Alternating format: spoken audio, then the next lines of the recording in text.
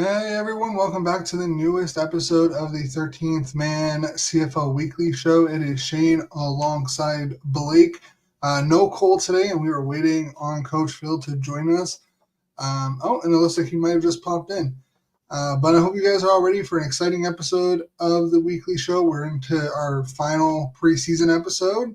In a week's time, we'll be talking about regular season football and all the glorious that comes with it. And we'll actually have Coach Phil here for a full year of weekly predictions. So hopefully he does better this year.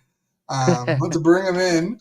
Rocking the Rider stuff. So, I mean, hey, the Michigan Spartans, kind of shocking, but I dig the Rough Riders. No, this is my high school team. This is with the Trojans. So, okay, that makes more sense. My apologies. I'm not familiar with American high school football logos.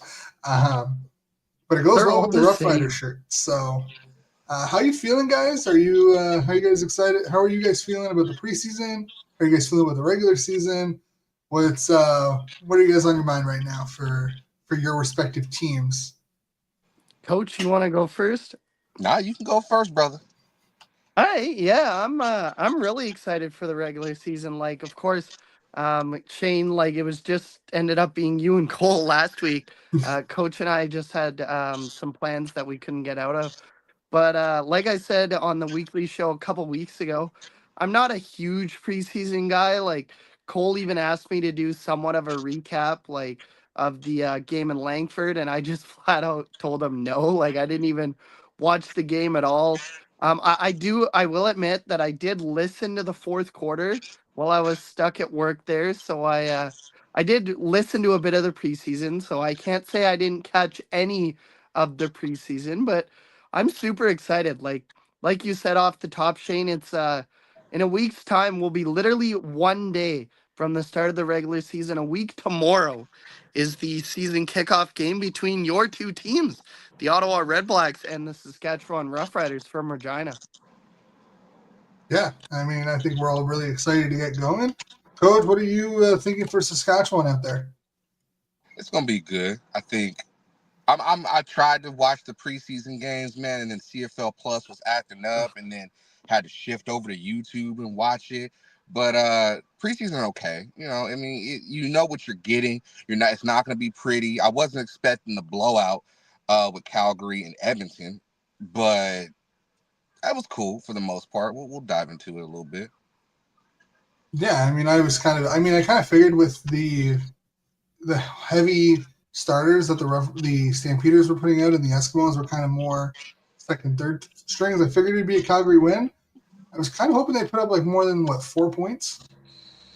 It was like a field goal and a rouge that they put up, especially with Fajardo kind of behind center. I know he didn't play as much as some people might have wanted, but I feel like 4 points, no matter who's in the lineup, is never acceptable, even in preseason.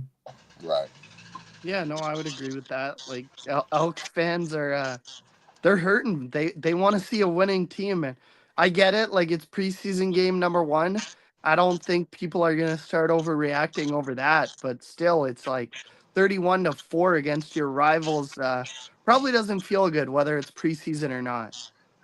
No, and I mean, speaking of Edmonton, I'm assuming, have you guys had a chance to listen to Morris's press conference? Have you guys read anything about what was going on in Edmonton over the last 48 hours? And did you see John Hodge's piece? Can you break it down? I saw bits and pieces. I haven't dove further into it. So, yeah, go ahead and break it down there, Shane. Basically, during Mark Morris's introduction press conference, he used the Eskimo moniker, I think it was 13 times, is what John Hodge put out. And now everyone is kind of in a split on if it was appropriate, if it's smart, if they're being oblivious and kind of insensitive. It seems to be it's now a whole nother conversation where are they doing the right thing by bringing the Eskimo name back? And you saw the pictures of always once an Eskimo, always an Eskimo. It's going to be more prevalent. The name's going to be more prevalent with the history and whatnot. I just want to know what you guys think. If you guys are for or against, if you think it's smart, or if you think they should just keep that in the past and move with the elk going forward? Or what are your thoughts on all of it? I mean, like, my opinion is like it's just a name. Like I get the history behind it, like I do, but it's like it's a name, and I get why, and maybe like um maybe someone in the comments or anything like that, or if you're listening to this in podcast form, can hit me up and be like, why necessarily it was derogatory. Of course, in baseball, like we had the Indians that shifted away and the Redskins and stuff like that. But like it's to me it's just a name, as I said. It's like it is part of their history. They've made it clear they're not going to go back to that name full time. They're going to stay as the Elks. But I do believe that it should be in some branding.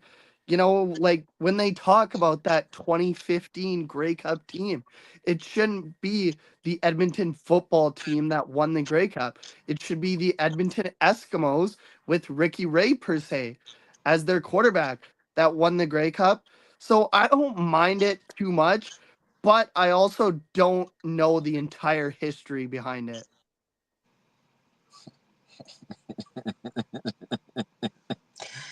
You want me to go? Yeah, go for it.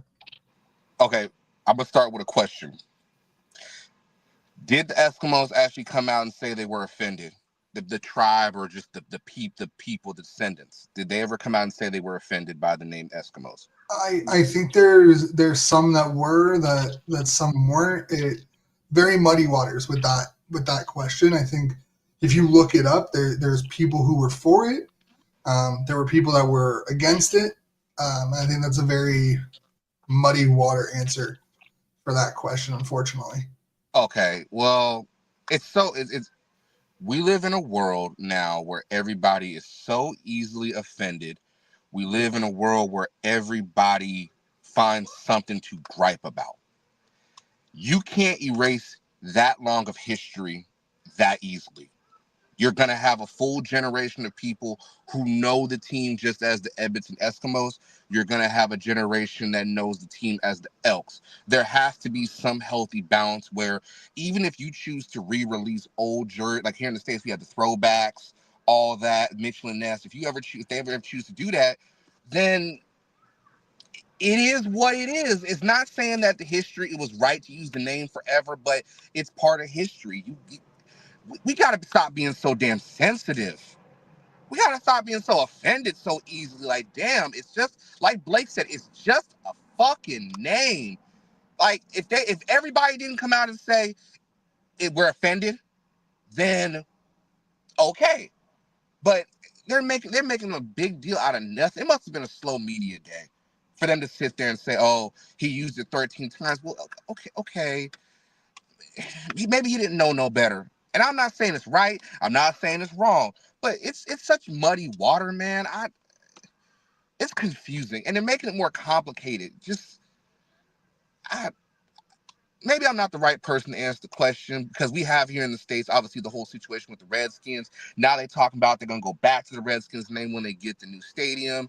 The Indians, they're talking about bringing that name back. It's weird, and I just don't know. I do not know. It's touchy. Yeah, I think what people forget is that when they did change the name, because it was in 2020, it was right before or during the pandemic. Yep. They only changed the name because they had corporate sponsors threatening to pull out.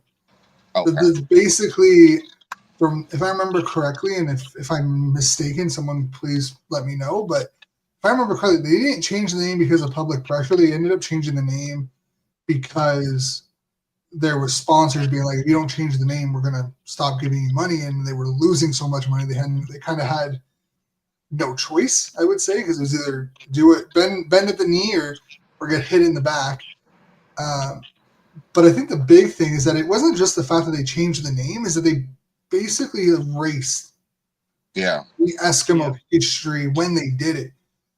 Like, it's one thing to change the name, but when you get rid of the logo, like the iconic double E logo, that is Edmonton football. Yeah. I don't care if you call them the Edmonton Elephant, or just even the Edmonton E's, like whatever you call it. If that iconic logo is there and it's visible and your number one brand logo, it's still the same Edmonton football team, no matter what the name is. But getting rid of that, turning it into basically like a not even your secondary logo, it was their third logo.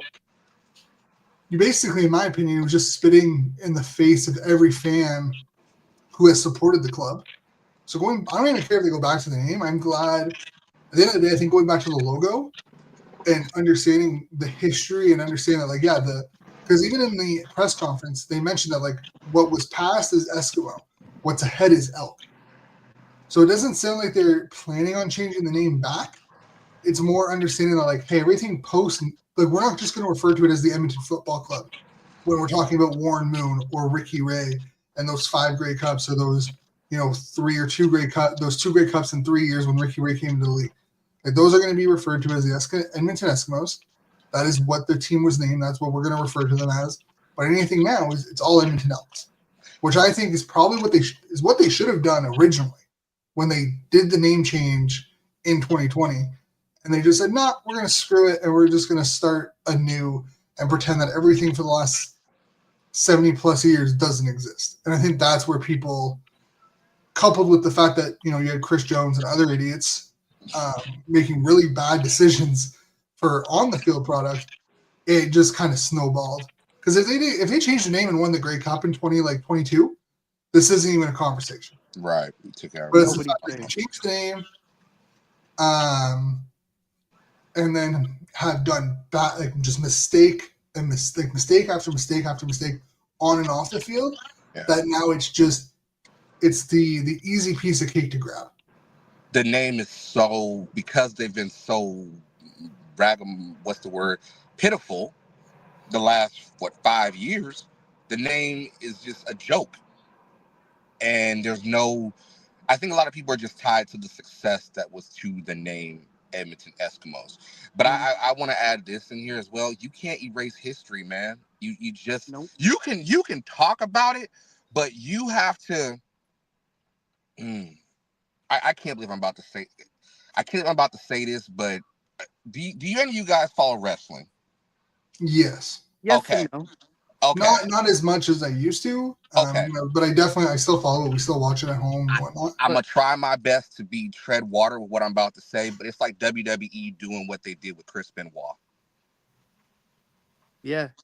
It's literally, and I'm a huge wrestling fan, so when I remember everything that happened with that situation, and they did so much they went overboard with erasing him from history for over a decade. But at some point, you have to find a way to be like, look, we know what he did was wrong. The motherfucker could still wrestle. There was some, even though maybe it's not the right analogy to use, but that's just what I'm thinking. It's like, there was good that came out of the whole situation. There was success, but at the cost of it all is losing the name because it's offensive. You feel what I'm saying? Like it's weird. I agree, because, like, when you erase or try to deny history, not only do you deny that individual, that team, whatever, you deny everything that happened during that era of sport. Mm-hmm. If you deny, you used Chris Benoit, how many wrestlers were tied to him while he was wrestling? Ooh, you just right? Yes. So if you, and I use it for the Eskimos as well, is how many great players were tied to that name? Gizmo, so when you try to erase, when you try to erase or cover up or hide and like try to push it off to the side just because it might offend a couple of people, all you're doing is you're hurting the overall product. You're hurting the players that played for those teams for those years. You're hurting the opponents, right? And not to the same degree, but if you ignored the CFL American expansion and what the Baltimore Stallions did, like, then you also ignore part of Montreal's history, because, say what you want, the Stallions turned into the Alouettes. Yeah. You lose part of the CFL history. Like, and I think that at its root level is why you have to acknowledge, even if you don't go back to the name. I think you've seen it with the Indians. or the Guardians, my bad, the Guardians. You've seen it with the Commanders. Is that like when you try to hide these names, you hide all the history, not just your own history. You end up hiding all of the league's history that went with those names, right? Like talking about like a Sean Taylor, for example. Yeah, Never played for the Commanders, right? We are on the same fucking page right now. So I'm fine with them basically being like, hey, this was our history. This is our history. This is who we are. Mhm. This was we are going to enter in a new era of Edmonton football. We're going to honor the past and build a new future of Edmonton football. If you're gonna tell the whole story, it's gotta prove history is not pretty. You got to tell the whole story. Like with Montreal, the Alouettes, do they acknowledge the Concords? No, so the Concords were a different franchise completely.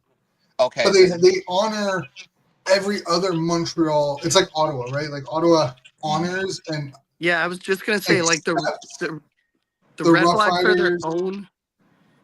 Yeah, like the Red Blacks are their own, but they're not their own. The CFL is really they weird still with this. honor like the Rough Riders of old. Yeah. Yeah, it's really weird. Like the Montreal Alouettes, like football history is lumped in together. So when you look up their season, like if you go into the CFL website page and they have like their 2025 playbook for all their stats and whatnot, all of the Ottawa Football Club and all the Montreal Alouette seasons will be grouped together as like under this Alouette team and under Ottawa. So like it's gonna be the exact same thing for Edmonton. You just can't, like when we talk about Ottawa football, we don't say, oh, the Red Blacks won, 13 Grey Cups in the 70s and 80s. No, it's the Rough Riders. Mm-hmm.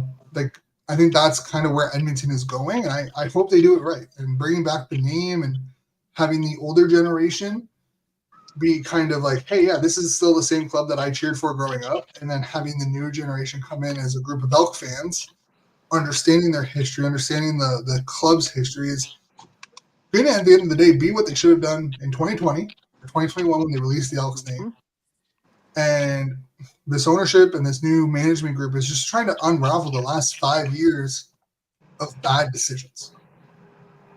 Yeah, but it's 5 years too late. Yeah, and hopefully you have an owner who's patient because it's not going to happen overnight. Like, you're not just going to win everyone over overnight. So hopefully he's patient. He understands that. You mean they're not going to win the Grey Cup this year? Hey, man, Mark Killam seems like that coach. If he can, he's that type of guy that can gather a group around and probably have them fighting through a wall for him. So who knows? Like in the CFL, I mean, we've seen Dinwiddie do it. Multiple coaches have had success early in their careers. So Killam seems like the guy that could actually win the Grey Cup this year. He's that type of coach. But I don't know. I think this whole Edmonton thing is going to be very interesting as we go along. Because it's not just going to be this year. It's not going to just be next year. It's going to be the next 5. Yep. And if they're competitive, no one's going to talk about it. If they're still crap, everyone's going to say it's the name and you have to change it back. Oh, you already know there's going to be them people that are going to criticize and people that are going to say, I see it every year. Literally, like, fans of the team, like, whatever you want to call them, the Eskimos, the Elks, name aside, fans of the team fighting about why the team's performance is so bad.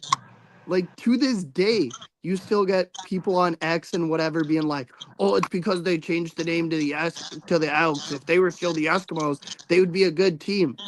No, they wouldn't, because Chris Jones still took over the team. Yep. Chris Jones is a great coach. Horrible GM and should never be allowed to touch a GM role in the CFL. Which or is any why professional Hamilton football. is a great place for him. Like, if you're looking for a coaching perspective, yeah, probably one of the best coaches we have seen in the last 15, 20 years. Yeah. From a manager perspective, horrible. I don't want to see him within 10 friggin' I don't want someone with 100 yards. He should not be within a football field of management at all. Like, he is one of those guys that nope, you're going to be a coach or you're nothing. That is all. He does not have the eye. It is Canadian football, Shane, so it would be 110 yards, but no, he can hang out at the goal line. Okay. Or he can hang out at like the 5-yard line. I don't care. Just that's enough space between him and management that like, please stay there. Do not move. You stay on the sideline. You don't worry about it. I'll bring the team.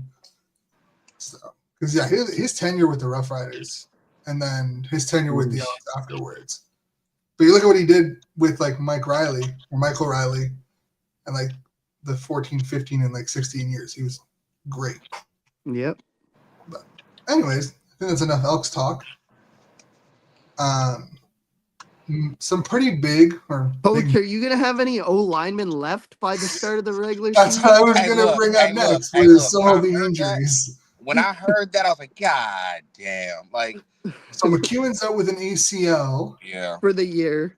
He's done, and Gagnon is out. I think 6 to 8 weeks with like a bicep injury. No, I thought his was close to season ending too.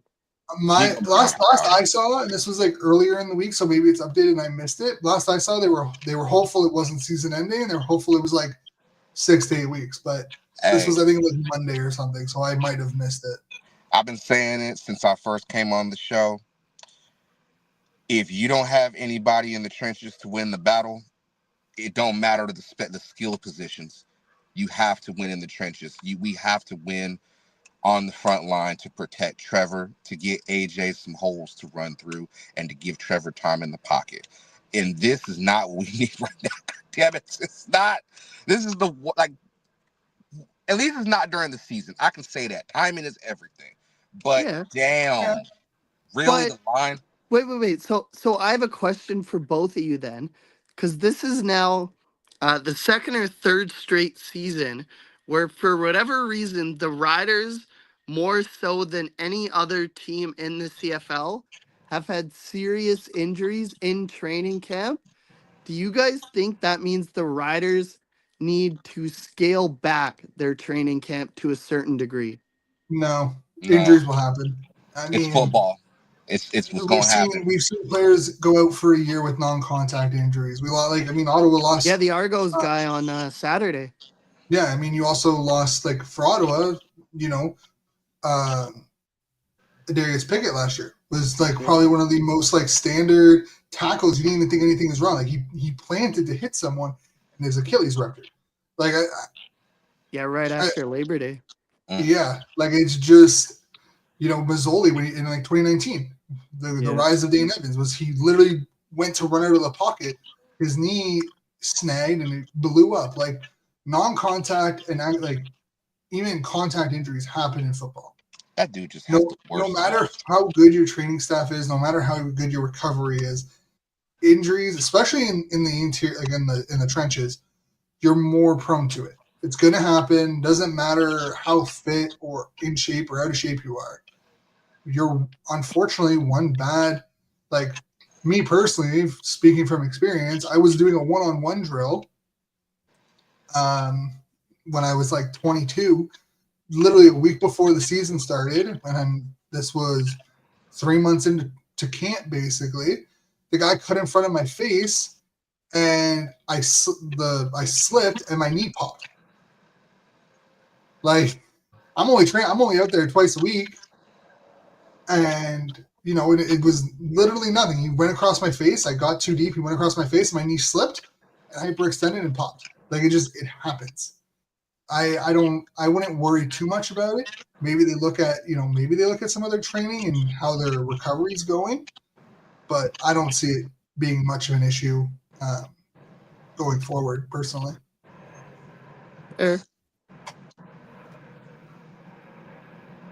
Coach, your turn. Well, I just think that, again, like I agree with you. Injuries happen. It's football. You're always one play away from career-ending or season-ending injury. It's just how the game works. You pay the price in the trenches because you're playing a thankless position, but it's one of the most important things within the game. I think they don't really need to scale back. I do think they need to just reevaluate how they go, the flow of practice, and how, if they're going full pass, are they going to go in their EDDs? Are they going to go this, that, and the third? Are they going to go half rack? Are they going to do this? But I don't think they need to do too much. Shit happens. So next man up, honestly. Fair. Do we know if the Mosaic is turf or field? It's in Saskatoon is where they hold training camp. Okay, so do we know if I that believe field it's is turf It's turf. or It's yeah. turf. I was no? Is it the good turf or the bad turf? It's That's the question. okay. It's okay. It's not state of the art or anything crazy, but it's durable. Ms. it's where Mosaic, the U of S plays, is it not? I think so. Yeah, I think it is. But Mosaic is great turf. I give that. as is, oh my gosh, that whole stadium is so beautiful. Oh yeah. Because I know you're starting to see more play pieces, like more places take out turf and bring back more like grass areas or more Yeah, but grass fields. McMahon just like completely redid the turf. Like they took out the old one, but now it's brand new turf, but it's still turf. They need to Yeah, rebuild the whole fucking stadium. That's what they need to fucking Well, do. yes, but that's a topic for a different yeah. day. Well, I mean, that's the city wanting to spend the money on it. And unless you're gonna get like the Olympics or something, good luck with that. Hold on. Didn't the Flames bitch moan and complain for years about wanting a new stadium, a new arena? Did they get a Yeah, new? and now they're getting one. Yeah, So because why there's a the new hell? so there's a new mayor in Calgary, and the old mayor had no interest in working with Sports. the sports entertainment group. Like they had zero interest. And McMahon isn't actually like owned by them. Yeah. No, it's owned by U of It's the C, right? University of Calgary. Yeah. Like so that creates a little bit more of a complexity for that stadium. But no, in terms of the Flames, that owner or that old mayor had no interest in even putting a cent. He wanted, if I remember correctly, there was an article shortly before he got ousted as mayor, was that he wanted to put in zero money and get like 25% of the revenue for every home, like for every event going on there. And they're like, what do you mean? Like, why? That makes no sense. I don't know. So he didn't want to put any of the money in, but he wanted to profit off of it, and it caused a lot of problems. So That makes total sense, Shane. unfortunately, in this day and age, yeah, it's unfortunate. But This is a football show, not a politics show. no, but it does impact everything else. But yes, McMahon No, does yeah, need I know. but that's going to be a conversation between Calgary Sports and Entertainment and the University of Calgary and everything else. Wait, no, the Calgary Sports and Entertainment, correct me if I'm wrong, Shane, but do they not? I didn't think they owned the Stampeders, because I know they own the Flames, they own the AHL team, and they own lacrosse. I didn't think they owned the Stampeders. I don't know if it's like a full ownership, but I definitely thought they were under that banner. I'm gonna take a quick look. Yeah, no, Calgary Sports and Entertainment Corporation. Okay. Then I'm I don't know if it was recently that they got bought, but yeah, no, they've been under that because like their entire thing is basically they're the only ownership. yeah, in all of Calgary. Yeah, that was my. Yeah, they've owned them since so they took over controlling interest in 2012. Okay, so they bought the almost minority 15 years. stake. Yeah, minority stake in 2005, controlling interest in 2012. So again, it's been just over a decade now, so time to actually start putting in the work, hopefully. I mean, they somehow teamed up with the Flames, so they're basically using the same Flames caterers and whatnot to provide better meals. I did hear that, yeah. Which I don't know why you just didn't do that before. Like, I feel like if you sent a whole a year contract, it probably would have been easier. But outside of that, there really isn't much. There isn't a lot of news. Round of cuts happened Saturday, so if you're listening to this after Saturday, there will be the last final round of cuts, and teams need to have their 53 or 55 man. You have to have your 45-man roster, and then you have to have your practice squad in by noon on Saturday. So all the games are on Friday because of it, unfortunately. But is there anyone that you guys have seen or heard that is kind of shocking that has been cut or has been on. Oh, it looks like we lost Blake for a little while. Anyone that surprised has been cut or hasn't been cut early or through camp so far? I think the one, and correct me if I'm wrong, I think this was before camp or it was like right when camp started. But when Edmonton let go of Kai Gray. Ooh. Yeah, that was I think that was right before camp, wasn't it? That was right before, I think. But still, that one was like he won the rookie award, and then they let him go. The year before, Nick Anderson won it this past year, but the year prior, Kai Gray won it. I think it was Kai Gray, yeah. And then that's pretty much the only one that stands out to me before or during camp. There hasn't really been any surprises to me. There, it's coming, Coach. I can't spill yet. There's rumors specifically around the BC camp. There's rumors that are floating around. I can tell you guys off air, but now I can't spill it live. So. God damn it, Blake! Why you got to do that to us? Group chat. Yeah, yeah, basically. I mean, honestly, I think there hasn't been many surprises when camp has started. I think we've seen some against Kai Gray, Dukes being released by Edmonton making some surprising cuts. Sam Anchiampong got released by the Elks earlier this week, I believe, or late last week. That was probably the biggest release we've seen since camp has started. I don't know if it seems like everyone has performed to standard. I don't think there should be a lot of surprise cuts unless Blake has some magical information around a surprise cut that we are not privy to yet. I will spill this information and I'll leave it at that. It's someone potentially that was not happy with their situation last year that may be unhappy with their situation again this year. It's like a toy? No. Okay, that's good because I like a toy. That's going to be interesting. Is it Butler? Man, that answer gives me it's Butler. Well, hell. I'm not going to speculate, but he wasn't happy in Hamilton. Nah, can't be. I'm not going to say. I've probably got myself into too much trouble as it is. Let you tell it. Well, I guess we're going to have to find out. So, there's some news to get you going until Saturday afternoon or earlier. So that's some breaking news on this show. Personally for Ottawa, they've been in Kingston.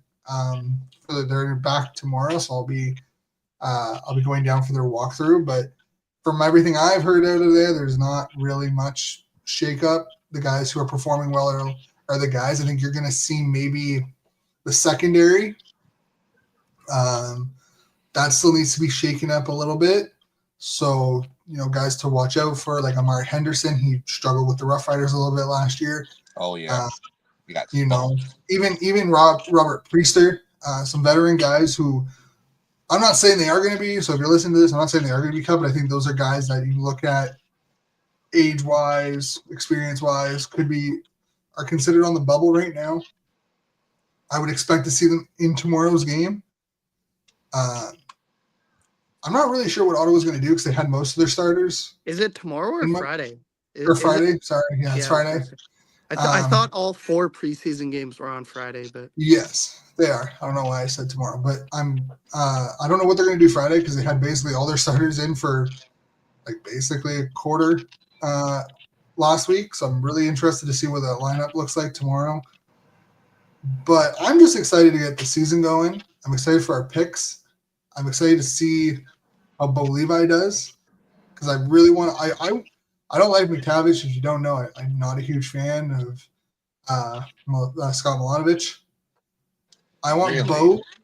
I know, right? Shocking. No, we are in the same boat. I want Bo to just ball out because I think over the last 3 years he's just been straight up disrespected by almost everyone. Literally every star player in that organization has been disrespected It's not at some even point or not another. even in Hamilton. It's like his last year, like his last 2 years in Calgary. No, you're right. And what's happened in Hamilton? I just feel like, man, this guy was arguably the quarterback for like 8 years. Yep. And then he has his first major injury, and people are writing him off like he's some wet tissue paper that you pick up from the side of like off of your foot when you're walking home on a rainy day. Like it annoys me. They did the same thing with Henry Burris. They did the same thing with Ricky Ray. And it's so infuriating to see. They do it constantly. It's almost cycle. It's like every 5 years, a high-profile quarterback gets one bad injury, struggles to recover, and he's just completely washed. The man threw for 5,000 yards last year. People don't care because it's gonna be like, oh, you didn't make the playoffs, right? Like people just look at the wins and losses. They don't look at the yards. They say it's all that garbage time because your team sucked. You were trailing all the time. I want to see that. I want to see them. You know what? Let me clean up what I'm about to say. You know what? I want to see these motherfuckers get out there and throw for 5 yards, let alone sit there and throw for 5,000. That is just. And with Bo, it's love. It's all love with Bo. Bo is that dude. But for throwing 5,000 yards, and then they had issues, they had injuries, they had all this other stuff going on. But still, like y'all they be disrespecting Bo like he ain't shit. Yeah, like, I mean, he's been the best quarterback in the league for over I would say a decade. Yeah, since he came in 2013 or 2014. Yeah. 2014. He was a rookie when they won the Grey Cup in 2014, if I believe correctly. It was his first year starting. He was on the team in 2012 when they lost to Calgary. Right. He was the third string guy though then. Yeah, he was behind Kevin Glenn, the guy who played for every team. True definition of a journeyman.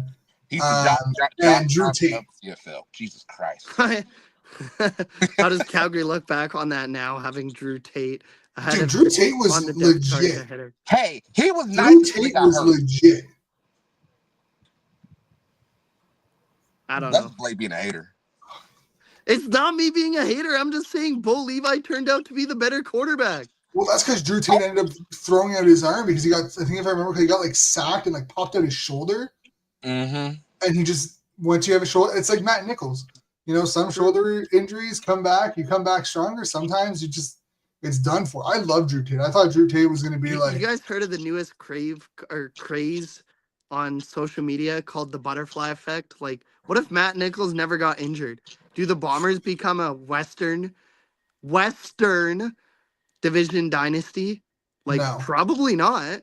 They probably don't win the Grey Cup that year if they don't trade for Zach Collaros. Huh? That's a good question.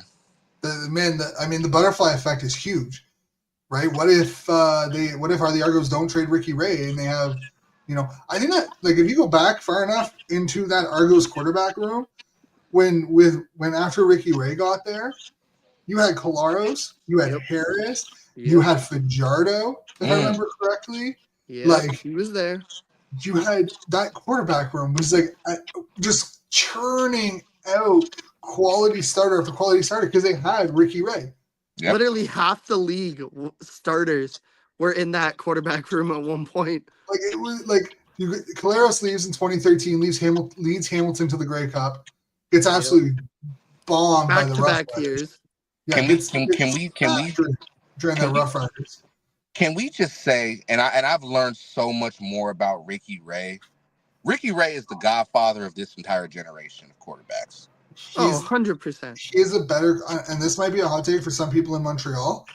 He is a better overall quarterback than Anthony Calvillo was. Yes, but Anthony Calvillo was the better playoff performer, and he has more rings to show for it. No, he doesn't. He has 3 rings. Calvillo has 4. Or Calvillo has 3. He's 3 and 5. Ricky Ray has 4. Yes, I'm positive on this. Ricky Ray won 2 in 2009, 2010. Yeah. Ricky Ray has 2000, 2003, 2005, 2012, and 2017. Yeah. Calvillo's 3 and 5. Trust me, I'm well aware because I use this argument when defending Collaros. Calvillo won 1910 and like 2002. Wait, wasn't Ricky Ray the quarterback of the Edmonds team that won the Grey Cup? So Yeah, in Ricky Ray 2015. won Yeah. in 2003 No, Okay. 2003, or 2005. No, 2005. No, was it? It was oh gosh, what's Ricky his Ray name? has won 4 cups. I'm guaranteeing you that because he won 2 in Edmonton. Oh, So yeah, he won 2003, 2005, it was 2012, Michael Riley was the Michael quarterback O'Reilly in only won 2015. 1 as a Yeah, starter in in 2015. 2015. Yeah, but Ricky Ray won 4. He won 2 with Toronto and then got hurt in 2 with 2018, Edmonton. and then 2 with Edmonton. And he's 4-1 in Grey Cups. Calvillo is 3-5. This is what I was talking about with Caleros because everyone's like, "Oh, is Caleros a good quarterback because he lost 3 Grey Cups after going 5 in a row?" Calvillo won 1. So that would make his record almost the exact same. It's Yeah, one that's what I'm win saying, is less that than people talk Calvillo. about. Yeah, this is what I'm talking about. Is that like Calvillo won in 2002 against Ricky Ray in Ricky Ray's rookie season. 2003, but go on. Sorry. No, because Ricky Ray won in 2003. Oh, sorry. He Calvillo, won in 2002. Okay. Yeah, Calvillo won in 2002 against Ricky Ray during Ricky Ray's rookie season, and then proceeded to lose 5 straight appearances. Yeah. Before winning back-to-back in 9-10, and only won back-to-back because the Rough Riders forgot to count. Shut up. Let's be honest. And Calvillo's numbers were not that good in the playoffs. Mm-mm. Like I went through all this because he was a so similar to Winnipeg. Merchant. They're carried by their defense. Yeah, and Calvillo was a regular season merchant. Wow. Like this is what I'm saying is that you look at so I'd have to go back and look at the stats. I didn't know about the 3 and 5 to be honest. So in his in his 2010 year when they won the Grey Cup, he threw 0 interceptions or went through 0 touchdowns, 0 interceptions. He threw 29 for 42, 29 on 42. Yeah, they won like 18 to 15 or like 21 to 15 or something. But he only scored. He had a 9-5. He had 9 touchdowns to 5 interceptions in 8 Grey Cups. That's not good. No, that's what I'm saying. Is that like Calvillo's numbers in the playoffs in the Grey Cup are not that good. Okay. Now, if you look at like even his non-Grey Cup games, he was 28 touchdowns and 13 interceptions in 14 starts for 3,699 yards. So he only had 14 Grey Cup playoff games in the. How many years did he play? Like 9. So he started playing in the 95 with or 94 with the Scally with Las Vegas, and then went to Hamilton. Went to Hamilton and then went. Yeah, with the Posse. Was there for 94 and then hopped over to Hamilton for 3 years from 95 to 97, and then went in Montreal from 98 to 2013. That just shows how dominant Montreal was in those years, is that he only played 14 games in 9 years, which means they had the bye in almost every single one of those years. But he made it to like 2000, 2002, 2003, 2005, 2006, 2008, 2009, and 2010. But if you and he only won 3 of them. But if you look at the early ones, he had Pringle. He didn't have to gunsling and do the most. So that took some pressure out. When you got Mike Pringle back there, you don't have to do too much. That's like Caleros having Brady Oliveira back there. You can lean on him, except for last year. They didn't lean on him in the Grey Cup at all. No, not at all. That was But sick. to be fair, you leaned on him and you still only won like 1 or 2 Grey or 1 Grey Cup. He only got he one. didn't That's play in crazy. 2019. No. But I don't know. I feel like, again, this is what we talk about. I mean, even Bo Levi. People blame Bo Levi is only 2. He's 2-2. I still think. And arguably is the reason why they lost in 2017, even though he's not the one who fumbled and, on Toronto's 17-yard line. Like, Up a score already. Can I or Ottawa, fucking Buckley gets tripped at the 1-yard line by a Delicate by a shoelace. Yep, Bo Levi would be 3-1. Bo Levi could be 4-0. I will say one thing though. After watching a lot of Grey Cups in the past, I still think that Grey Cup that they lost to Ottawa is one of the greatest upsets in Grey Cup history. To me, Yeah. to Yeah. me, because So wait. Let's quick because we're still in preseason. Let's quickly go over the top 3 upsets in Grey Cup history. So mine are 1989 Yeah. because that Riders team was not supposed to be there. yeah, The 2016 Grey Cup, I would agree. hmm And maybe it's recency bias, but I would honestly say like 2 years ago when Montreal beat Winnipeg, not almost a single person was picking the Alouettes to win that game. uh-uh. So I'm going to disagree and say that 2016 was not that big of an upset, purely because of that team on paper was almost identical to 2015 when they went 12-5 or 12-6, and went to the Grey Cup against Edmonton, and it was a more of a disappointing year in 2016 that they lost like 7 in a row to end the year. Yeah, didn't they finish 9-9? They finished 9-8-1 or 8-9-1. They finished in 16 and 17. They finished 8-9-1 back-to-back years, both ties to Calgary. But I'm saying, Uh, that one is the greatest upset to me, and not recency bias, but just you watch the game. I've watched that game 5 times, and even followed that season, looking back on it, watching the documentary and all that. That team had issues. That Ottawa team had issues because they didn't solidify the quarterback position. They finally yeah. figured it out. Correct me if I'm wrong, Shane. They didn't know who they wanted to go with. So, well, that's what I'm saying. This is where like Rick Campbell has a history of fumbling the quarterbacks. Yeah. So Burris got hurt. Yeah. Harris came in. Harris ended up getting hurt. And then Burris came back in after Harris got hurt. And then it kind of seemed like, oh, who's going to play if both are healthy? And he didn't just come out and say that Burris is our quarterback. He kind of just like left it up in the air, and Burris being Burris was already pissed off because people were discrediting him, saying he was washed, and they're like, his he needs to retire. And Ottawa did some things behind the scenes that came out later that kind of made a lot more sense at the end of the day. But yeah, no, he fumbled the quarterback position again in Ottawa during that year. But even then, like watching that game and just watching Bo, because he was MOP that season. Yep. Yeah, I mean he watching was. Yeah. and watching that offense, even the West Final, watching them in the Grey Cup. That was the first time I ever really noticed about Bo was that you have to if you can't just run any offense with Bo, it's Peyton Manning-esque where he wants to sling the ball downfield. Ain't nothing short, ain't nothing intermediate. That was when he got like, you gotta do more, Bo. You can't just throw it deep every damn play. So, and I still think that game haunts him a little bit, just a little bit. Maybe that's just me. Yeah, I mean, again, that one, again, butterfly effect, because if Buckley doesn't get tackled at the 1 yard line by a Delicate, game over. Win. They win. It's not even a conversation. But I'll say this. My 3 Grey Cups, like shocking Grey Cups. Funny one is BC. I think it was 99 or 2000. Was it 2000? Okay, so I was going to mention that as my number one, where the 8-10 BC Lions beat Anthony Calvillo and the 12-6 Alouettes.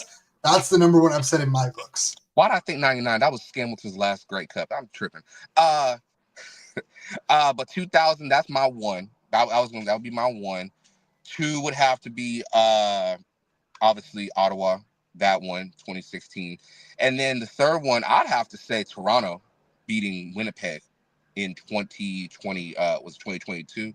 2022, yeah. Yeah, they had no business being anywhere near that Grey Cup until like they beat Montreal. That was when it was okay. They have a chance. No, they beat They beat the Riders, or No, no, they that beat was Montreal. 2017. Yeah, they beat Montreal to get to the Has it Grey Cup. been 3 years in a row where they've won where they played in the East Final, Montreal and Toronto? I thought it was only Yes. two. It was 20. Two. It was 22. No, because 22 No, would that have was been. Hamilton, That because was that was the Hamilton big because that brawl. was their that was their last. That was their last Grey Cup.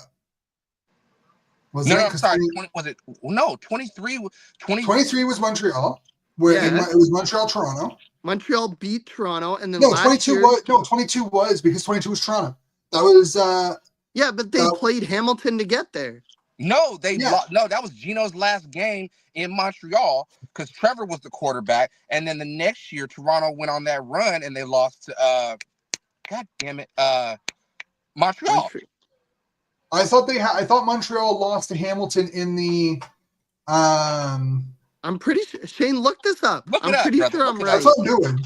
Because I thought Montreal in 2022, Hamilton beat Montreal in the semis to go play Toronto. Yeah, it's only been 2 years in a row. Has it? Yes. Yeah. No, it's three. It's been Is three. it? We were wrong. It was 2021 where Hamilton and Toronto played in the East Final. 2022 it was Damn it! All right, Toronto, Coach, you're right Montreal, then. Montreal, Toronto, and then this year. So 3 years in a row. no, because it didn't. No, I don't. Yeah, Yeah, because Toronto went to Montreal this year in 2024 to go because Montreal had the best record, and Yes. so The previous 2 years were in Toronto, though. because whoever won the East Final has won the East Final has won the Grey Cup the last 3 years. Crazy. Yeah. Crazy. Toronto, Montreal, then Toronto again. Yeah, and Hamilton is like, yeah, absolute joke. Hamilton's an absolute joke. I think what's crazy is that since 2011, Hamilton's been to 6 East Finals. And they've won like what, three or four of them at least. They're 3-3 in them, and they've lost the Grey Cup every time. And you know what's funny? Ever since I went to Hamilton, I have a respect, a light little bit respect. Yeah, it's a hard-working town. It is. It's once you go around and you see the city a little bit. It's not much of a city, but you know, it's like, dang, their fans are dedicated. They are loyal to the soil. I give them respect because you walk down the street at Tim Hortons Field, like that whole street is like littered with like Hamilton Tiger Cats like flags from the flagpole. Like, yeah, and I mean, off if the you're talking house. about, and honestly, talking about Grey Cup upsets, I think you have to talk about Hamilton beating Calgary. Yeah. 99. In 99 after losing to them in 98. Mm-hmm. Right? Because like they were a good team in 98. They fell off a little bit in 99, not by much, but you're going against a Calgary team that had like Doug Flutie and Pitts and was just an absolute menace. What year? In 99. No, Flutie, that was Jeff Garcia. Flutie already was in Buffalo. Oh yeah, Flutie was the year before. Oh, is it his brother? No, it was Jeff Garcia. Oh no, they had Flutie. Never mind. They had Flutie. His brother was on in Hamilton. Darren.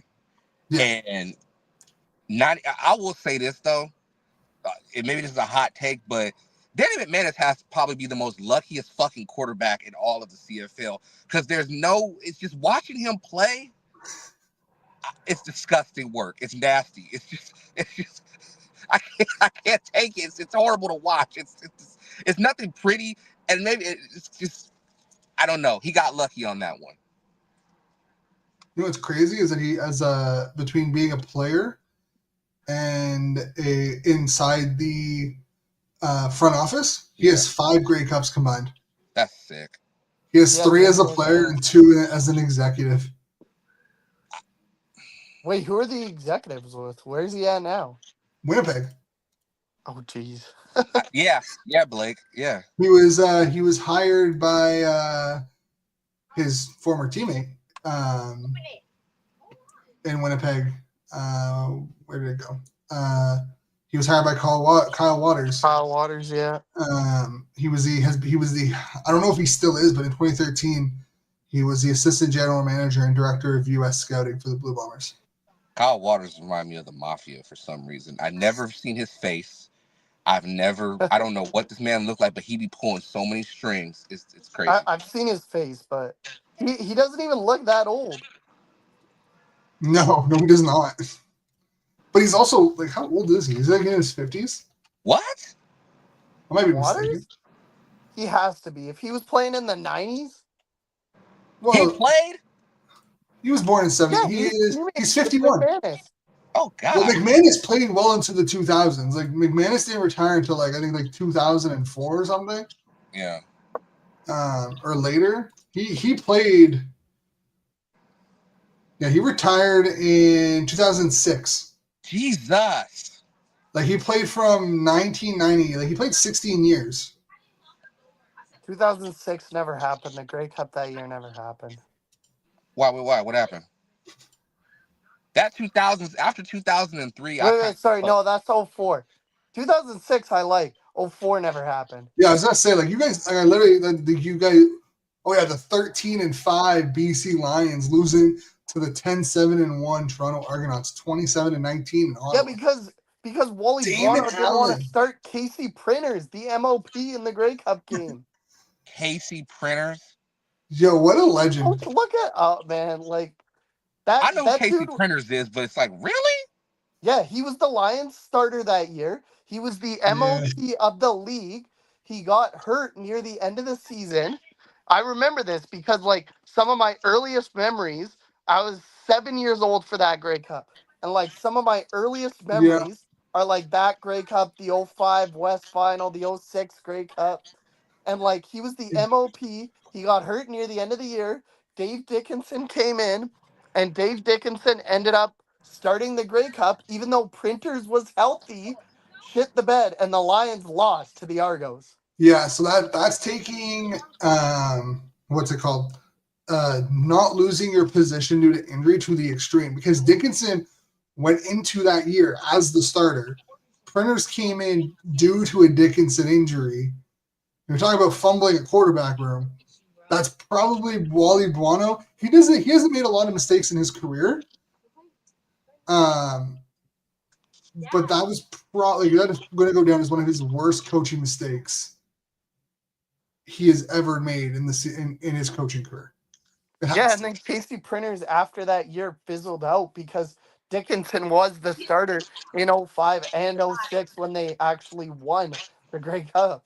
Yeah, and like, okay, to be fair, Casey Printers was also I don't think he was gonna ever be anything. Like he had a really good year.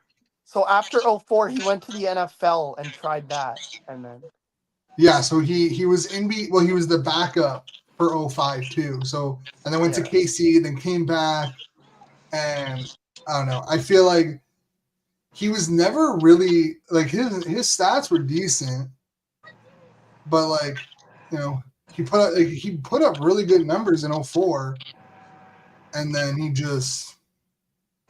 never really got a chance again, and it kind of screwed him. But him going to the NFL also kind of screwed himself.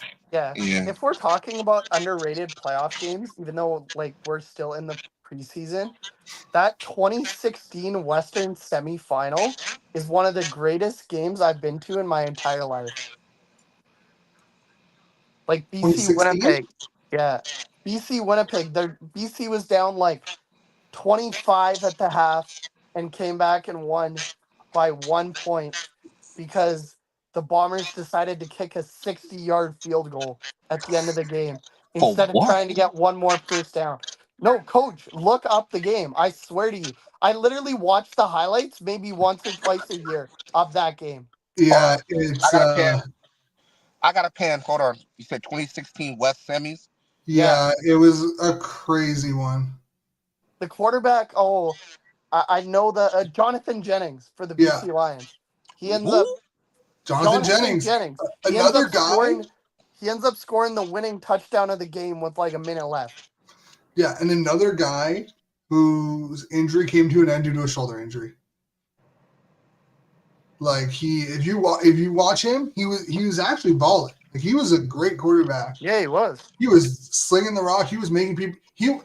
The best way to explain it is that he is what VA. Like he was what VA is. Oh. Like I think it's probably the best analogy Yeah. for what he was like he was VA in the CFL before VA came into the CFL. Okay, let me ask a question. JJ walked so VA could run. Yeah, Oh. Basically. Like Okay. he was that type of quarterback, and like he had all this promise in the world. He got his if I remember correctly, again, it was a sack while he was throwing, hurt his shoulder, and then his throwing wasn't he couldn't throw the same. Like his Yeah. I don't know if he didn't trust his shoulder as much, but like his power was gone, his accuracy was gone, like his accuracy overall was gone.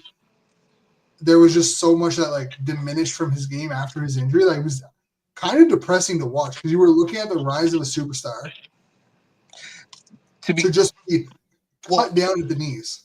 Well, let me ask this question then, because it's that you mentioned VA. Yep. What would a Grey Cup mean to the legacy of Vernon Adams Jr.? Hall of Famer.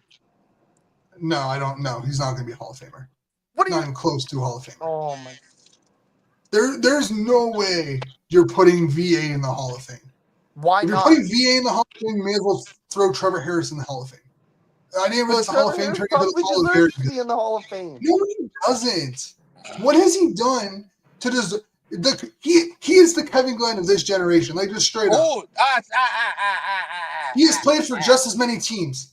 Don't. No, he hasn't. He hasn't played for the whole league yet.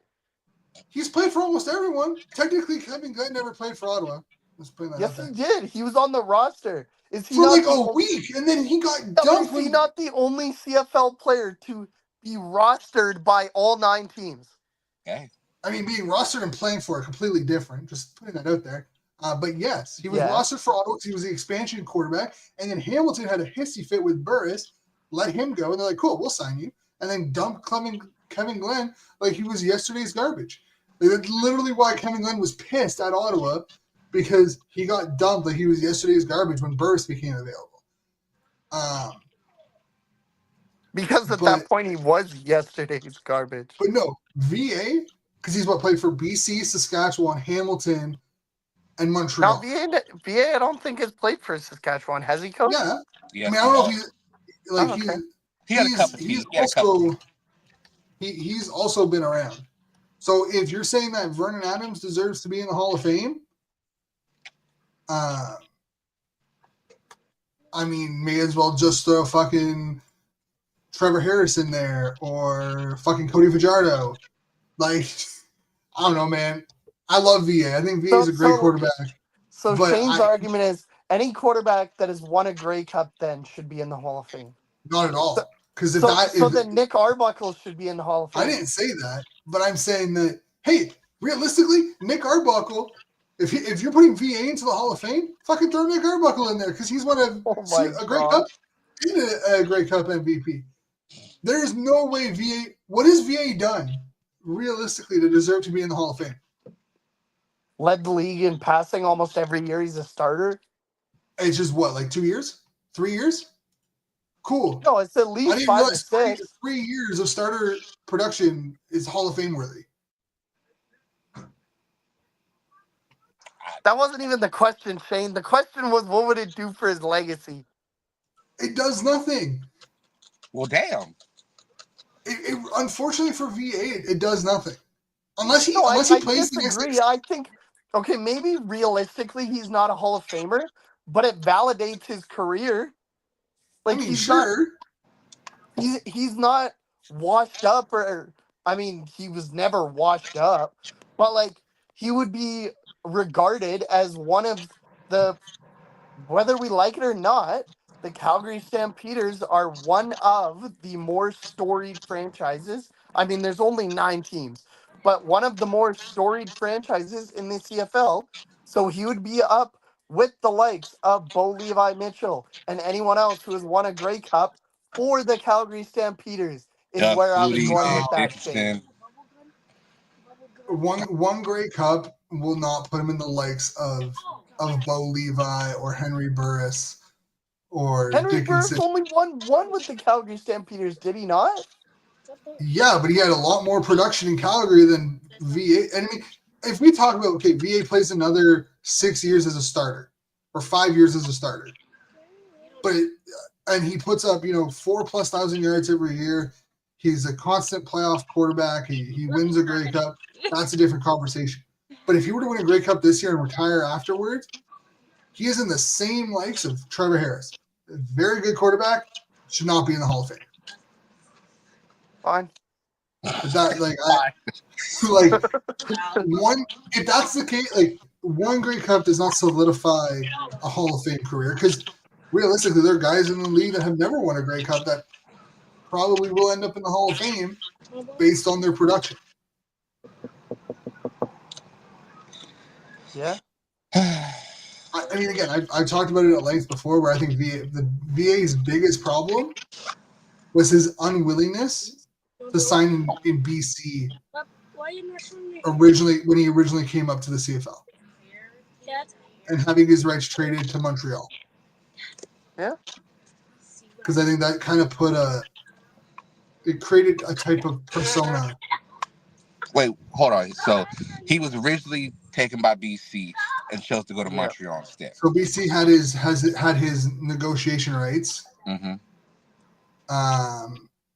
If I remember correctly, again, this was almost a decade ago. If I remember correctly, he didn't want to sign in BC because he didn't think he'd be given a fair chance to compete for a roster spot, given who was on the roster at the time, which was, I think, Jonathan Jennings and Travis Lulay and a couple of other guys there. Michael Riley might have been there at the time too. Maybe, I think so. I think that might have been he was right before leaving to Edmonton or the year after.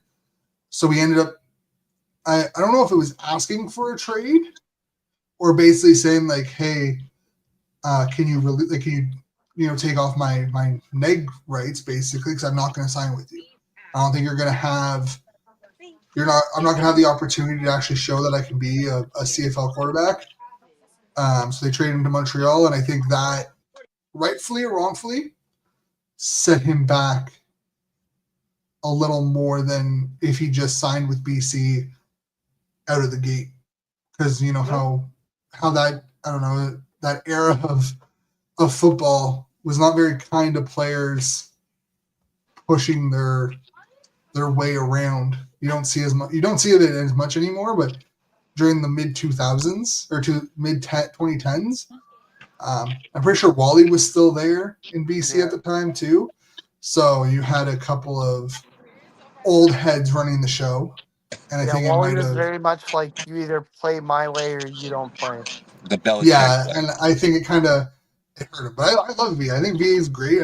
I wish he was given more of a chance to show what he can do, non-injury wise. Because, I mean, he went to Hamilton and he didn't even get a fair shake behind me. Like, Menzel had more fanfare.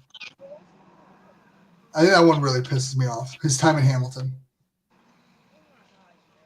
Because he was the best quarterback that year. Johnny Football is just, like, such a wasted talent. Like, that. Yeah. I could have told y'all that if I knew y'all back then. I knew the truth. Yeah, I bet you did. But, he was like, I haven't even watched the whole documentary, but like the clips I've seen, it's like he would be like up gambling till like 4 or 5 in the morning, like the day of the Alabama game where he threw like 6 touchdowns. He like fully admits in the documentary, he was like, yeah, I was hungover. I woke up at like 8:30, 9 o'clock, walked over to the field, and I dropped 6 touchdowns. It's like, what? I mean, that just shows you how bad college football really is nowadays. But also how much wasted talent that man actually had. And if you actually paid attention to him at all outside of what he was doing, you would have noticed that like his ethic and his personality were not going to make it in the NFL. And he couldn't read a defense to save his fucking life. I mean, and I've said it before, the first CFL game I ever really recognized was his first start. When he got smoked? Oh, he got his ass. I'm on the plane flying back from Boston, just laughing on the fucking plane. Just So J Rose was a beauty. oh, it was funny. And they were just hyping him up, like, oh, he's about to be the next big thing in the CFL. And I was like, how? If he No, couldn't he's cut it not. in the NFL. Bro, I think people like the Chad. I love it when the Chad Johnson clip always resurfaces like it usually resurfaces at this time of year, and it's always funny seeing people's reactions to it. Where he basically is like, "Oh, I'm gonna go to this Canada. I'm gonna smoke these guys. Oh I'm playing yeah, I've against seen that. Yeah. Saskatchewan and Toronto and Ottawa. Like, I had an NFL career. I'm gonna come in and I'm gonna just like smoke these guys." And he's like, "Nah, I was wrong. Like, just straight up wrong." I'm like, "Yeah, because these guys are Div 1 stars at wherever they played college who just didn't work out in the NFL for whatever reason, politics, roster spots, play style. Like, there ain't no slouches up here. They're not just like plumbers and electricians trying to get a work in at their local YMCA on a Saturday morning before having to take the kids to fucking or waiting on the kids at fucking swim practice. Like, these are real like D1 type players up here balling. And the idea that Johnny Manziel was just going to come in and like run over everyone was hilarious to anyone who paid attention. They believed they believed the great white hype, and we knew if Cameron Wake, Ricky Williams, Chad Johnson couldn't make it Yep. in the fucking CFL, what the fuck makes you think your punk ass is gonna be able to come up here and do this shit? Because you couldn't read a D. Because people forget he played another season after he won the Heisman, and he was atrocious. Yep. Yep. So we get blind. Same thing with Jameis Winston. Everybody was blinded. Oh, a freshman won the Heisman. Well, that don't mean nothing. You get to the NFL, they say, we don't care about the Heisman. We care about what you do here. Same thing when you go to the CFL. We don't give a fuck what you did in America. What you gonna do here? We saw. Yep. The 30 for 30 club. The only member of it, Winston. To be fair, Winston seems like a beautiful, like he just seems like an amazing human being. He is. And like an amazing teammate that you're just like, you can't help but laugh being around. He's a His guy personality is probably the only reason he's anywhere near the NFL anymore. probably. But hey, man, glue guys are just as important as all stars. Yep. So. But I don't know. I feel like the conversation. I mean, I saw someone on Twitter or X asking the other day if a top D2 school could beat a bottom end D1 school, and it got me thinking a little bit. I'm like, Wait. So like that's an interesting question because what are we considering D2? Like FCS or they didn't specify. They just said D2. So anything I guess that I didn't really because go I would into it. put like because if it's FCS, I would say like North or any of the Dakotas, North or South, Oh yeah. could beat like Vanderbilt. Yes. And I don't think it would be that close, honestly. Well, that's the thing is, I think people forget that so I just looked up D2 schools, like a list of D2. Yeah. I'm just seeing if North Dakota is on here. It does not. So I don't think FCS is. I think FCS is like a division of D1. Okay. Yeah, the FCS is a division of D1. They're like it's basically Division 1 AA basically. So who's the most recent D2 champion? Like this year? I will find that out. I think it was Sam Houston. No, Sam Houston's D1 now. I think. Yeah, I think they're D1. It ain't Simon Fraser. No. Simon Fraser can't even win a dang game, coach. Ferris State, the Ferris State Bulldogs. Okay, so if you put Ferris State up against, I'll use a different example, like not a big school, but like Arkansas maybe. Like SEC. No. yeah, yeah. That's an SEC school. They're probably gonna lose. But like, Ass whooping. but if you put them up against Kansas, like Kansas, let me finish, Coach. I know what you're gonna say.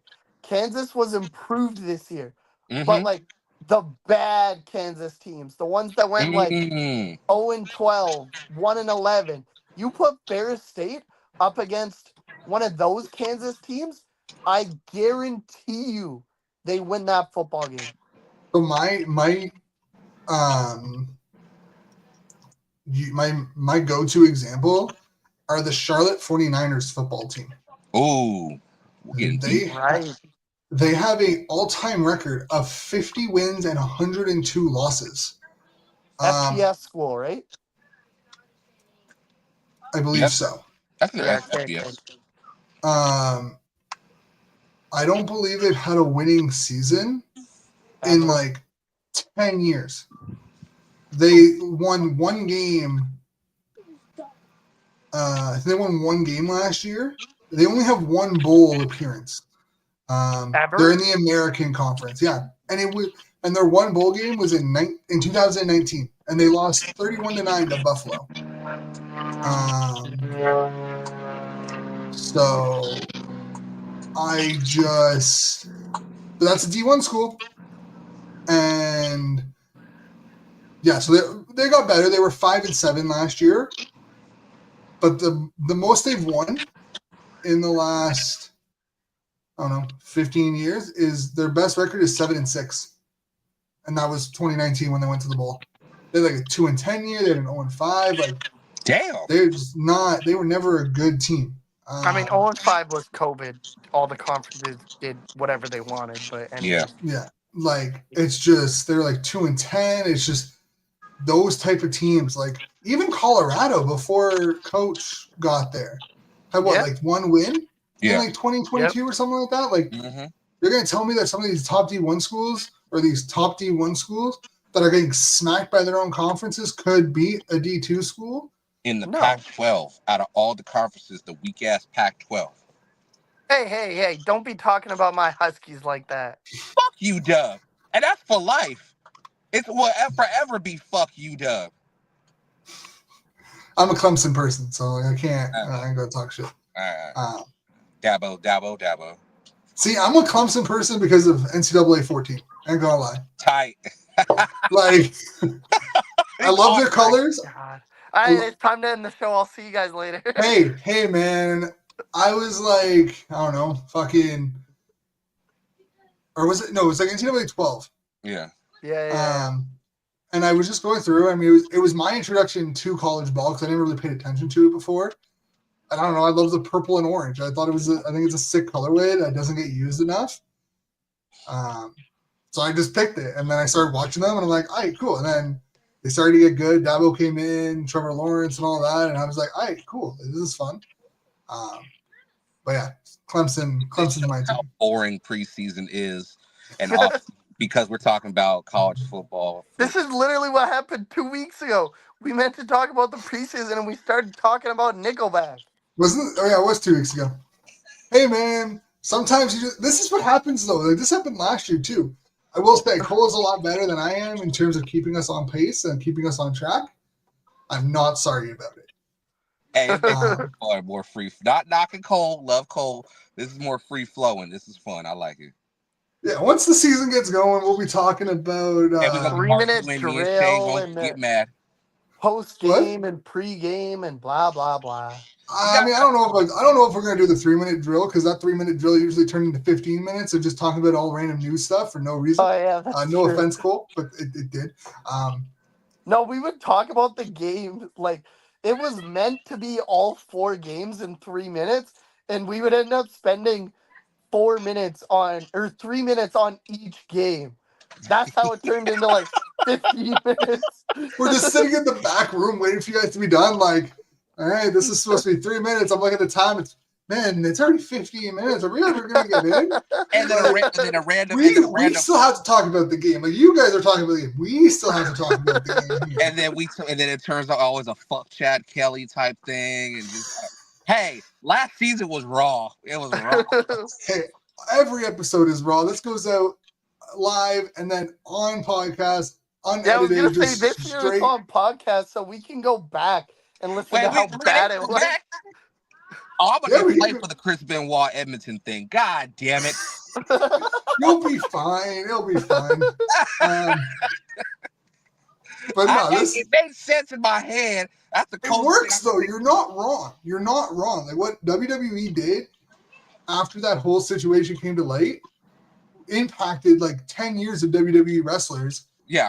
and they're still talking about it. They're like, man, like who was it? Not it wasn't Shawn Michaels.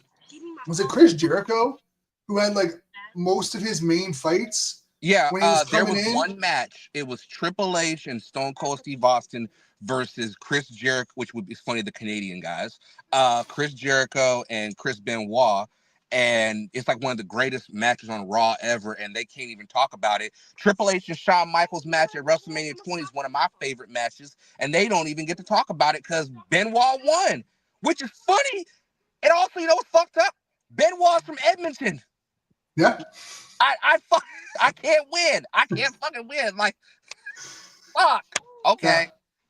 Yeah, see, I remember that day because I was on the bus to school in grade 4, Yeah. listening to Hot 89.9 in Ottawa on my little MP3 like Wow, player. we're Wait, really wait, wait! dating Your radio station played WrestleMania? No, so so in the morning it was like a morning talk show, and they Yeah. would do all the okay, news. okay. So when the news broke, they talked about Canadian wrestler Chris Benoit found dead, his family found dead, and then everything started to come out after. But I remember being on the bus, and it was like 8 a.m. I'm grade 4, so I'm like 8 or 9. I'm not supposed to be listening to my MP3 player on the bus, but little rebel back then did not care because I did not want to hear kids screaming. And I'm like, oh crap, this is some serious shit. Bro, you know where I was? Bro, I was stuck in an elevator in Memphis, Tennessee at Nationals for basketball. And I got off the elevator, and I think it was like the one newspaper. And it was crazy. It was like ESPN had it, and then the newspaper said it.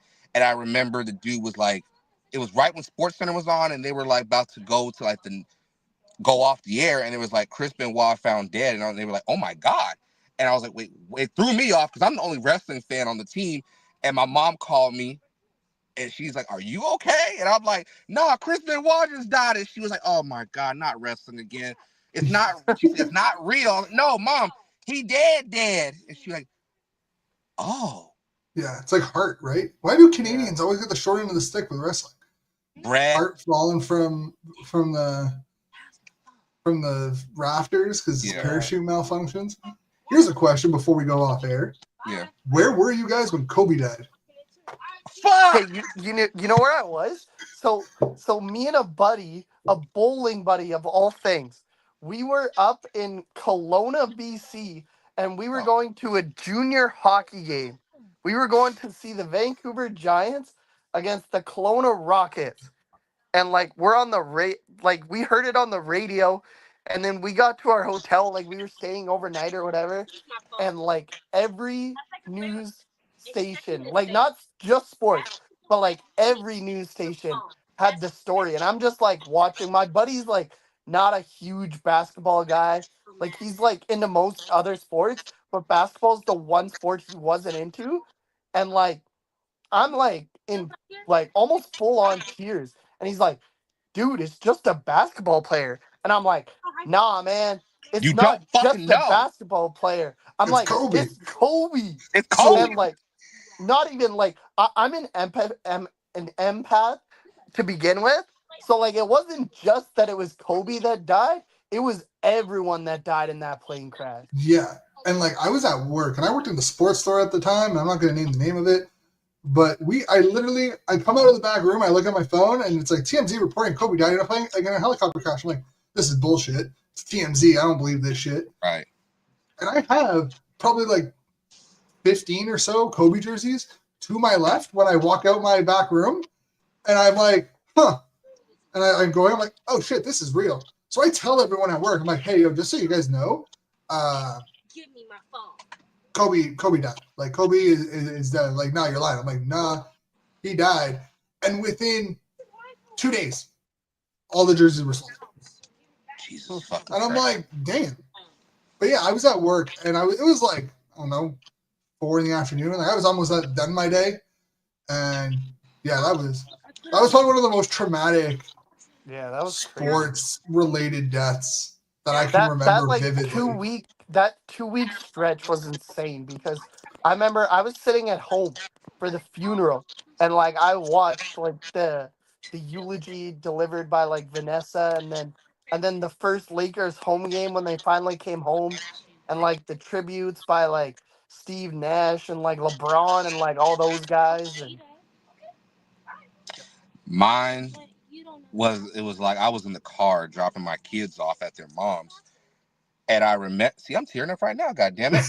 Taking me back. Shit. 5 years. No, we was in the car and we was waiting on their mama to get home. And then I had ESPN on my phone and it was like, doo-doo-doo, doo-doo-doo. I was like, all right, whatever. And I scrolled, it said, Kobe Bryant, Lakers legend, dies in plane crash. And everything just stopped, bro. yeah. It was like, I didn't live through Michael Jackson dying. I didn't live through a black president. I didn't live through how those equate. I have no idea, but that's just the go with the flow with it. Yeah. And it just fucking shocked me. Like, how the fuck? I called my cousin because he was the biggest Kobe fan. And he called me and I called him. I was like, bro, he's like, Kobe gone. N-word, Kobe gone. And we both cried. I was like, this ain't real. And I the don't world know went to which one was shit like a worse. month Michael later. Jackson dying. Well, excluding all the shit with Michael Jackson, excluding all the shit for black people, we mourned for a year when Michael Jackson died. For Kobe, I'm still not over that. Because we kind of all grew up with Kobe, Yeah, exactly. No, that's just 100%. it. What year were y'all? I was born in 94. What year were y'all born? I'm 97. God damn, I'm older than y'all. We Cole grew up is 97 too, for the record, but Cole, yeah, fuck Cole. Anyway, love Cole. But no, now we all kind of grew up with Kobe, and like, there's a whole generation that he was our MJ. yeah, Yeah, We all 100%. I got the end of MJ. I remember those. I kind of vividly remember watching MJ. But Kobe, I went through so many arguments and fights with my cousin about Kobe and LeBron and that argument. And now it's like, damn, he really gone. Like, that's a cold ass way to go out. Yeah. And like I felt for everyone. Like not have you guys ever seen the quote of Kobe though, like saying that like he wanted to die young so that he would be immortalized? Yeah. Wasn't that in like 2005 or something? Like or 2006? Yeah, At the something like Olympic or that. like But like it 2008. It was the resurfaced after Olympics. the plane crash. Yeah. Yeah, I think it was like the Olympic 2008 Olympics, the Redeem Team, whatever year that was, 2008, Yep. 2012. Yeah, I think it was the Redeem 2008. Team, if I remember correctly. But yeah, no, it's one of the more like that one. Kobe one will always be kind of impactful because then the world went to shit 2 years later or like a month later. Yeah. And Hey, everyone, never put those two together. God damn. yeah, and Well, then like because everyone, as Canadians, it might not like equate as much to coach, but like as Canadians, that was like part of like a pretty traumatic time because that was less than a year after the Humboldt crash too. yeah, I heard about the Humboldt crash. yeah, that one was also 2017 or 2018. Was it? I thought maybe I don't know. Was it a It's been a plane while. crash or was it a It accident? was a bus. It was a bus Bus. crash. Yeah, bus. Okay. Now I kind of remember a little bit. Yeah. Uh, But damn, what a way Yeah, to no, end. that one because I was at work when that happened. And that was, I was at work when that one happened too. Yeah, 2018. Yeah. It was like just over. It was just under 2 just years. under 2 years. Yeah. Yeah. Damn. So. And then Yeah, everything I mean changed. that. And everything. Yeah, that Kobe died, and then he went up to, and he's like, "No, you know what? I'm gonna play a trick on these guys," and the world shut down. And I think what's really funny is that the world just didn't shut down like on a random day. It shut down after basketball. And that's what solidified it for me. Was like, nah, this man literally had the last laugh on the basketball community. we're done playing. I'm not around. We're done playing for now. And then I'm gonna let the Lakers win the championship in like 7 months. That was his like, I'm gonna get the last laugh on you guys. Yeah. I'm gonna shut the world down, and I'm gonna have the Lakers win the championship in like 6 months later. Hey, y'all lockdown was worse than our lockdown. I will say that. Y'all lockdown was more strict. Motherfuckers couldn't do nothing. That's triggering in itself. Just thinking about it, just the world shut down. To be fair, I loved our lockdown. I ain't gonna lie. I took advantage of it. Oh, 13. I won't sit here and shit talk it because like 13th Man started because of the lockdown. So like, same here. Yeah, that's fair.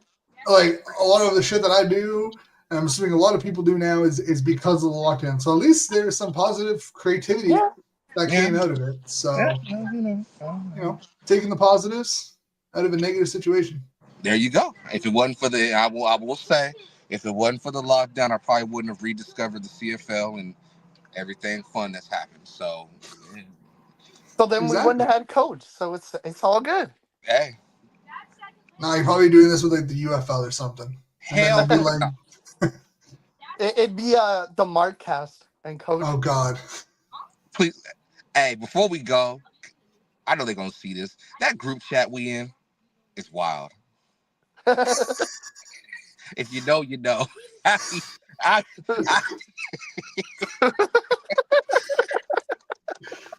These motherfuckers be saying shit. I'll be like, really?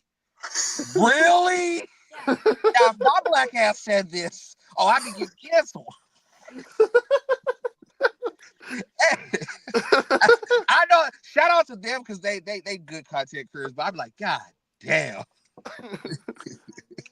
And Shane just be sitting there just conversing. I'm open right now. You be shutting them down so fast with their theories and the wild. And I be sitting there like, I'm just waiting for motherfucker to start some shit. I want Podcast Network to say some wild shit so I can flame his ass. Yeah, I have it open right now because they've been talking through this entire thing. And it's just that group chat is wild. I don't even know how I got it. Wait, why aren't I in that group chat? Huh? Why aren't I in it? You don't want to be. It's I have tried to leave and I have been brought in again and again. There's only 2 people that are no longer in that group chat that were in there when it started. And we don't talk about those people. I'm in and out. So I was in. So that group chat was in there when I was one of the it was like only 5 of us, and then over 5 of us, and I was like, I'm done with this because like it just got out of hand, and then it has grown to like 500 people. I don't even know, and it'd be all of them just commenting. I'm like, I ain't got nothing to say. I'm just watching. I'm just petty. I'm just watching for some stupid shit to be said. So Blake, you don't want to be a part of that. You too empathetic for that shit because you be crying. I ain't got time to be defending you. That's fair. Them motherfuckers be saying shit that's my little black heart be just rolling laughing. Definitely, and then you get and it goes quiet for like 3-4 days, and then it just you look at your phone and it's like 500 messages. You're like, dude, it's been like 2 minutes. Why do I have so many messages in 2 minutes? And don't let it be game day. Game day is the worst. It's really only like 2 people that make it so insufferable sometimes. Remember, there was one dude, and I ain't scared to say. I said his name, but I'll say Tycast Network. He was stealing people's stuff. Oh yeah, I know the guy. That motherfucker was stealing people's stuff, and I just got tired of it after. So I was like, all right, when I come to Hamilton, pull up.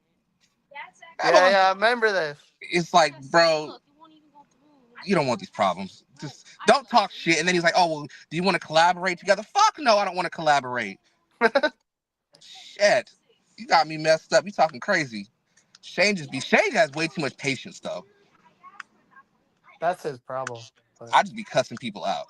And don't let me get on a voice. I am strategic with my word placement and how I phrase things. So you got to teach me that because I have a temperament. I'm working on my anger. I'm working on not eviscerating Scamilton as much. But to be fair, it's easy when you've spent the last 15 to 20 years of your life being told that you're always the problem. So you just got to... I've had years of... I'm not a problem. I'm solving the problem. bring me a problem. I'm the solution to this problem. See, this is why we all work together so well. We understand each other's roles.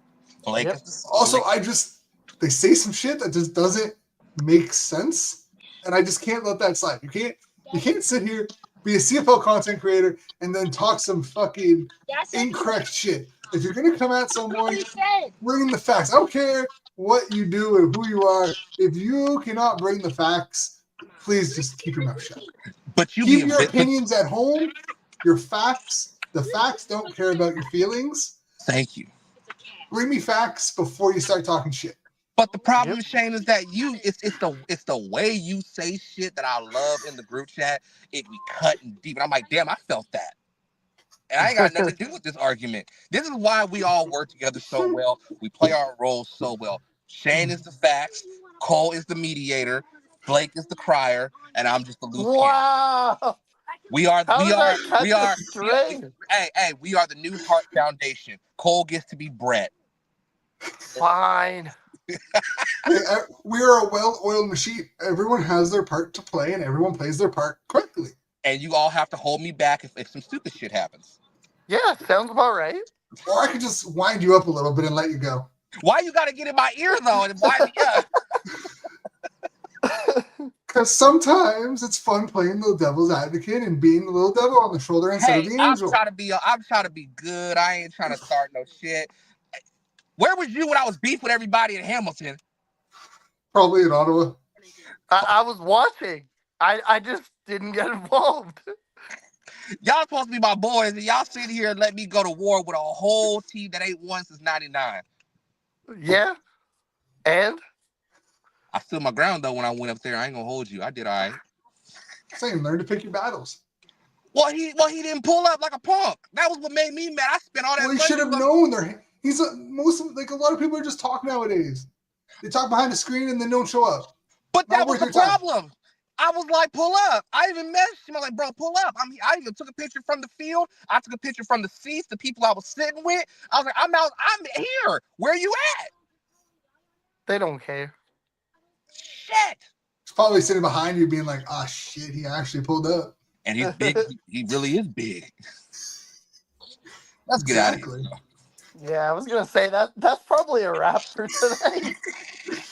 Hey, man, this is what you get when you come to our show. You get unfiltered, raw, true content. Not catered, cookie cutter. Wow. Cookie cutter. Cookie cutter. Oh, my God. It's been a long week, okay? Give me a break.